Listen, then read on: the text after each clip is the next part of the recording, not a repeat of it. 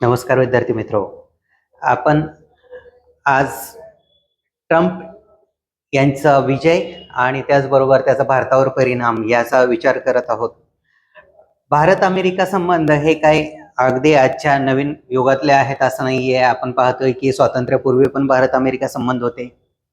जसं आपल्याला माहिती आहे की स्वामी विवेकानंद यांनी धार्मिक संसदेमध्ये जाऊन त्यावेळेस भाषण केलं, ते पूर्ण जगभर पसरलेलं आहे.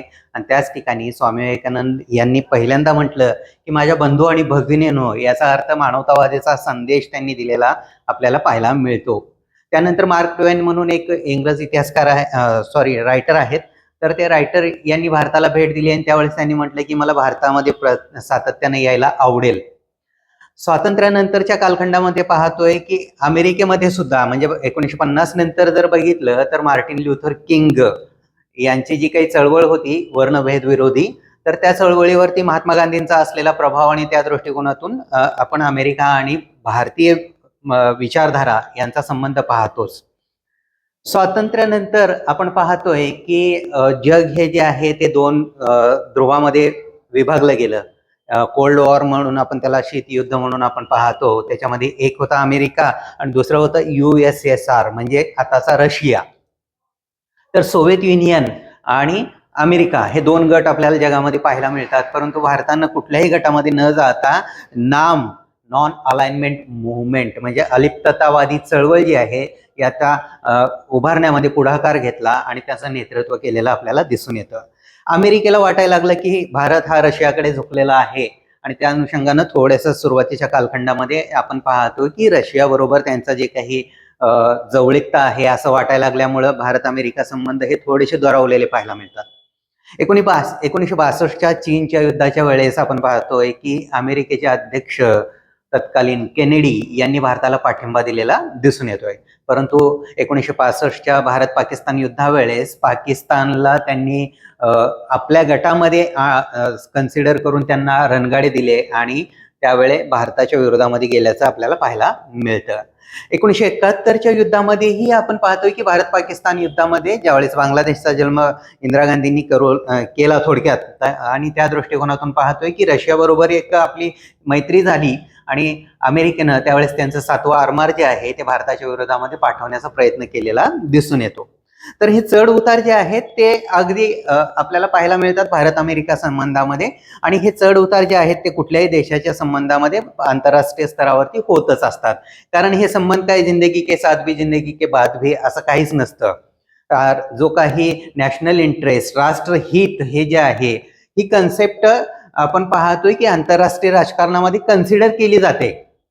आज जरी ट्रम्प यांचा विजय झालेला असला तरी पण ते काही भारतासाठी काम करणार आहेत असं नाहीये किंवा भारताला पुढे घेऊन जाण्यासाठी प्रयत्न करणार आहेत असं नाहीये. ते राष्ट्राध्यक्ष झालेले आहेत ते अमेरिकेचे आहेत, भारताचे राष्ट्राध्यक्ष नाही आहेत. त्यामुळे आपल्यासाठी काय आहे, आपल्यासाठी आपलं राष्ट्रहित आहे, तसं त्यांच्यासाठी त्यांचं राष्ट्रहित आहे. आणि अमेरिका असतील किंवा जो बिडेन असतील या सर्वांचं एकच धोरण राहिलेलं आहे की अमेरिका फर्स्ट, म्हणजे पहिल्यांदा ते अमेरिकेचा विचार करणार आणि मग त्या पद्धतीने त्यांनी गणित जुळवणार आंतरराष्ट्रीय राजकारणातलंही. आणि या दृष्टिकोनातून जर पाहायला गेलं तर आपल्याला हे जे काही फ्लक्च्युएशन्स पाहायला मिळतात 1990च्या कालखंडामध्ये आपण पाहतोय की भारताचं जे काही आर्थिक घडी विस्कटलेली होती त्यामुळे भारताला IMFच्या दारामध्ये जाऊन उभं राहावं लागलं आणि त्यामुळं एक प्रकारे भारताची जी काही खुली अर्थव्यवस्था आहे ती खुली करण्यात आली, अर्थव्यवस्थेची दारं जी आहेत ती ओपन करण्यात आली. आणि त्यानंतर मग भांडवल या दृष्टिकोनातून अमेरिका आणि भारताचे संबंध थोडेसे जवळ यायला लागले. ज्यावेळेस भारतानं पोखरण या ठिकाणी अणुचाचणी केली त्यावेळेस मात्र भारतावरती अमेरिकेनं आर्थिक निर्बंध लादलेही आपल्याला पाहायला मिळतात. आणि नंतरच्या कालखंडामध्ये थोडासा फॉरेन पॉलिसीचे कूटनीतीचा वापर करून भारतानं ते आर्थिक निर्बंध कमी करण्यासाठी प्रयत्न केले आणि त्यातूनच पुढे जाऊन मनमोहन सिंग यांच्या काळामध्ये 2005ला पहिल्यांदा इंडो US न्यूक्लिअर डील झाली. आता याचा तंत्रज्ञान म्हणजे भारतावरती आण्विक चाचणी केली म्हणून ज्या अमेरिकेने निर्बंध घातली त्याच अमेरिकेने भारताबरोबर अणुचाचणी करार केल्याचंही आपल्याला दिसून येतं. तर चढ उतार हे कुठल्याही देशाच्या संबंधामध्ये निश्चितच असतात. अगदी आपण पाहतोय की ट्रम्प यांच्या पहिल्या कालखंडामध्येही भारतावरती निर्बंध घातलेली होती. भारताचा जो काही ट्रेड मधला जो प्रेफरन्शियल दर्जा होता तो काढून घेतलेला आपल्याला दिसून येतोय. आयात आणि आयात कराबद्दल भारत आणि अमेरिका यांचे संबंध तणावाचेही आपल्याला पाहायला मिळतात ट्रम्प यांच्या कालखंडामध्ये, पहिल्या कालखंडामध्ये. आणि दुसऱ्या कालखंडामध्येही काही फारसा फरक पडेल असं मला वाटत नाहीये. कारण आपण जर बघितलं तर आपल्याला दिसून येतं की जरी अमेरिका फर्स्ट यांचं धोरण असलं आणि ते कितीही म्हणत असले की मोदी माझे मित्र आहेत, भारतीय माझे मित्र आहेत, भारतीयांबरोबर माझे संबंध चांगले आहेत, हिंदू बरोबर माझे संबंध चांगले आहेत, तर तो एक राजकारणाचा भाग आहे. ज्यावेळेस अमेरिकेच्या हिताचा संबंध येईल त्यावेळेस ते अमेरिकेचंच हित पाहणार आहेत. भारताचं, हिंदूंचं, मोदींचं कुठलंही हित पाहिलं जाणार नाहीये. तर या दृष्टिकोनातून आपण जर विचार करायला गेलं तर भारतावरती काय परिणाम होईल, तर भारतावरती परिणाम जर विचारात घेतले तर नक्कीच निगेटिव्हच परिणाम आपल्याला ट्रम्पच्या कालखंडामध्येही पाहायला मिळतील. कारण काय आहे, ट्रम्पचं धोरण होतं की घुसखोरांना हाकलून देणार. घुसखोरांना म्हणजे इलिगल मायग्रंट जे आहेत त्या ठिकाणी त्यांना आपण पाहतोय की भारतातील बरेचसे इलिगल मायग्रंट अमेरिकेमध्ये जात असतात बिना विजा किंवा H1 HB विजा जो असतो तो त्या अनुषंगानं त्याच्यासाठी लिगली न जाता इलिगली जाण्याचं प्रमाण भारतीयांमध्ये मोठ्या प्रमाणात दिसून येतं. आणि त्यामुळं तो त्यांची पॉलिसी आपल्याला भारतीयांसाठी कदाचित नकारात्मक पाहायला मिळेल. आयात शुल्काबद्दल ट्रम्प यांचं पहिल्यापासूनचं धोरण होतं हे आपल्यालाही पाहायला मिळतं की निगेटिव्हच होतं भारताबद्दलचं. दुसरी गोष्ट आपण पाहतोय की त्यांनी त्यांच्याच उद्योगपतींना प्रेफरन्स देणार कधीही. आता या कालखंडामध्ये या वेळेसच्या त्यांच्या निवडणुकीमध्ये जर पाहिलं जर आपल्याला दिसून येतं की एलन मस्क यांनी त्यांना निवडून आणण्यासाठी खूप प्रयत्न केलेले आहेत. आणि मग या दृष्टिकोनातून एलन मस्क यांना भारतामध्ये एंट्री करायची आहे त्यांच्या टेस्ला गाड्यांसाठी आणि सॅटेलाइट थ्रू इंटरनेट प्रोव्हाइड करण्यासाठी. आणि याचा परिणाम टेस्ला जर भारतात आली तर निश्चितच टाटा मोटर्स आहे किंवा महिंद्रा अँड महिंद्रा कंपनी आहे यांच्यावरती, निश्चितच मारुती आहे यांच्यावरती परिणाम होणारच आहे. आणि सॅटेलाइट थ्रू जर इंटरनेट प्रोव्हाइडिंग जर करण्याचा विचार टेस्ला करत असेल किंवा एलन मस्क करत असतील आणि भारतावरती त्याबद्दल दबाव टाकला तर निश्चितच भारतातील जिओ, एअरटेल, व्होडाफोन या कंपन्यावरती याचा परिणाम होणार आहे. तर कधीही जर पाहायला गेलं तर आपल्याला दिसून येतं की ट्रम्प यांची निवड हे भारतासाठी काही खूपच सुखकारक, समाधानकारक आणि आपल्या प्रगतीसाठी उपकारक आहे अशी काहीच नाहीये. तर त्यांच्या विजयाचा जल्लोष अमेरिकन या लोकांनी करावा, त्यांच्या विजयाचा जल्लोष आपण करण्यात काहीच अर्थ नाहीये. कारण आंतरराष्ट्रीय स्तरावरती राष्ट्रीय हित पाहिलं जातं.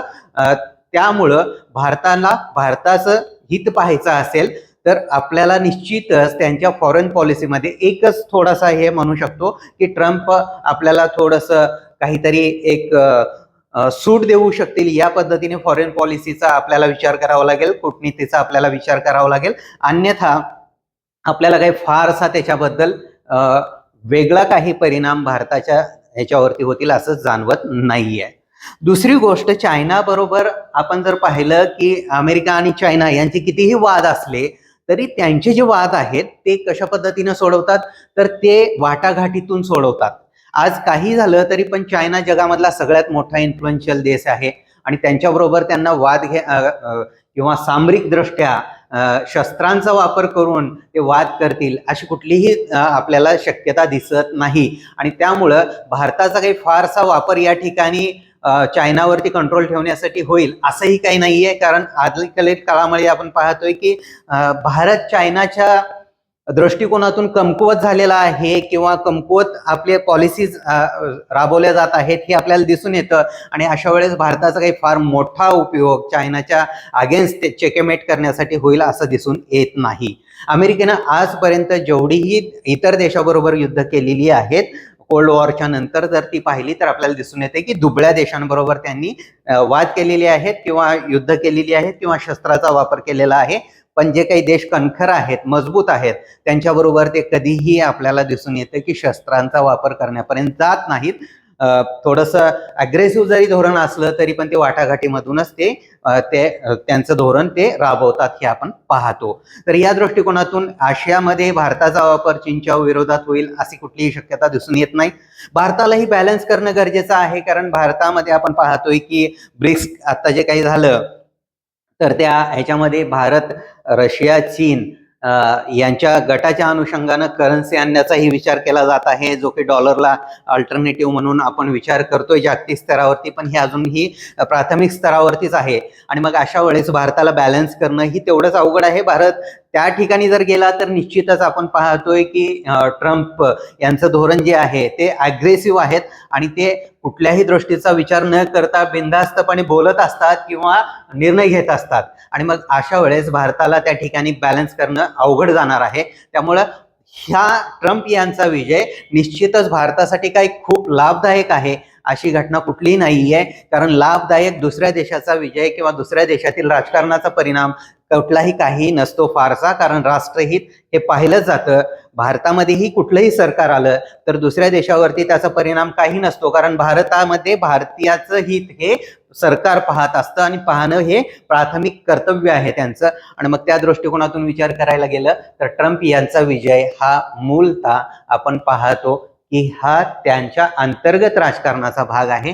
भारतावरती त्याचा फारसा परिणाम होईल असं जाणवत नाही, पण नकारात्मक परिणाम मात्र होऊ शकतो अर्थव्यवस्थेच्या दृष्टिकोनातून, आर्थिक बाबींच्या निर्णयांच्या दृष्टिकोनातून. निश्चितच ट्रम्प यांची पुढील काळातील जे काही पावलं असतील ती कशी आहेत हे आपल्याला काळच सांगेल. धन्यवाद.